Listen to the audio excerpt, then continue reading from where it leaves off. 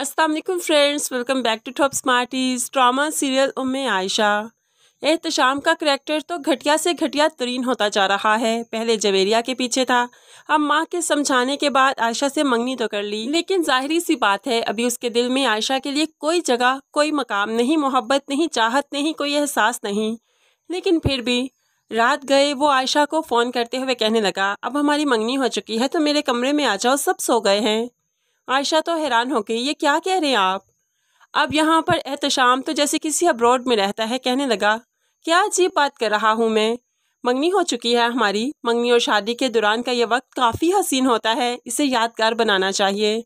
आयशा तो एहतशाम की बातें सुन सुनकर हैरान हो रही है कि ये मुझसे क्या चाहता है। अब आयशा काफ़ी समझदार है, इसलिए एहतशाम की बातों में नहीं आएगी। वो समझ चुकी है कि एहतशाम के अंदर जो मर्दाना हवस है वो उसी को पूरा करना चाहता है, लेकिन उसके लिए उसने आयशा जैसी लड़की का इंतखाब जो किया तो फिर बहुत गलत किया। सो आयशा तो उसके कमरे में नहीं गई, लेकिन अब वो बार बार आयशा को तंग करने की कोशिश करेगा, अपनी तरफ माइल करने की कोशिश करेगा। अब यहाँ पर जवेरिया की शादी की तैयारियां हैं, जाहिर सी बात है माँ, जवेरिया और बाकी सब शादी की तैयारियों में मसरूफ़ हैं। आयशा आज घर में अकेली थी तो एहतशाम ने यह मौका गनीमत जाना, आयशा के घर में अकेले होने का फ़ायदा उठाना चाहता है। आयशा के करीब आकर उससे बात करना चाहता है, उसे टच करना चाहता है।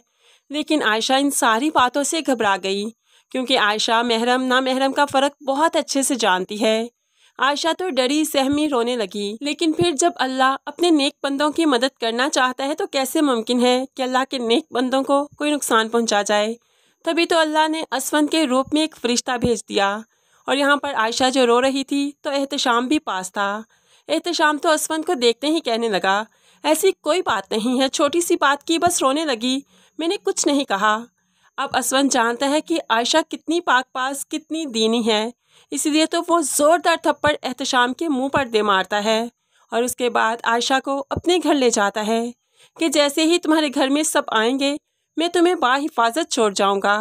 आयशा जानती है कि असवंत काफ़ी अच्छा इंसान है, उस पर यकीन किया जा सकता है, इसलिए वो असवंत के साथ उसके घर चली जाती है।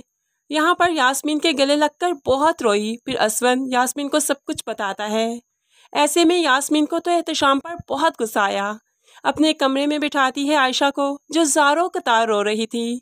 और ऐसे में फिर आयशा की माँ नाइला को फ़ोन करते हुए कहने लगी, नाइला, मैं तो तुम्हें बहुत अक्लमंद समझती थी, लेकिन तुमने क्या बेवकूफ़ी की, बच्ची को अकेले घर छोड़ गई। एहतशाम घर में था। मैं जानती हूँ जॉइंट फैमिली में रहना काफ़ी फ़ायदेमंद होता है, लेकिन कभी कभी जॉइंट फैमिलीज काफ़ी नुकसान भी देती हैं, ख़ास तौर पर जहाँ पर एक तरफ बेटियाँ और दूसरी तरफ कोई लड़का हो।